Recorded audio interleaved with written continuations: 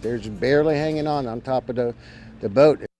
Right place, right time. That's what the crew of a fishing boat is telling News Channel 5 after they rescued two men lost at sea. Elizabeth Harrington is part of the largest news team on the Treasure Coast. She's live in Fort Pierce with their story. Elizabeth?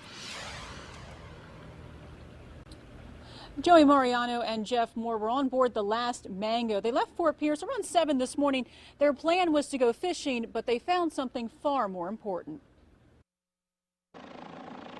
Video from the U.S. Coast Guard shows Justin Bradley and Corey Bowman sitting atop their overturned boat.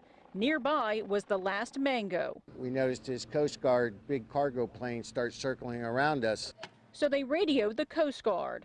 U.S. Coast Guard, come back to the last Mango. They asked us if we could render assistance, and we said sure did, so we started approaching the vessel. The Coast Guard dropped a smoke bomb to help direct the last Mango to the two fishermen who were tossed overboard by a large wave. They were in the water for almost 16 hours. They're just barely hanging on top of the boat. So I threw the life ring to them, and one jumped into the water, grabbed a hold. We pulled them into the boat.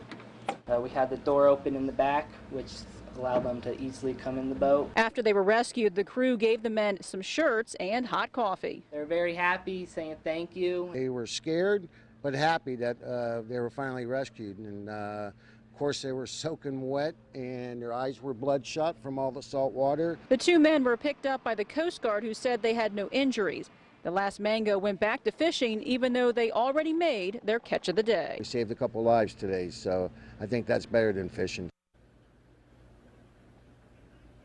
Jeff Moore owns a restaurant in Jupiter called the Topeka Grill. Coincidentally, the two fishermen he helped rescue today actually ate at that restaurant the night before their boating trip.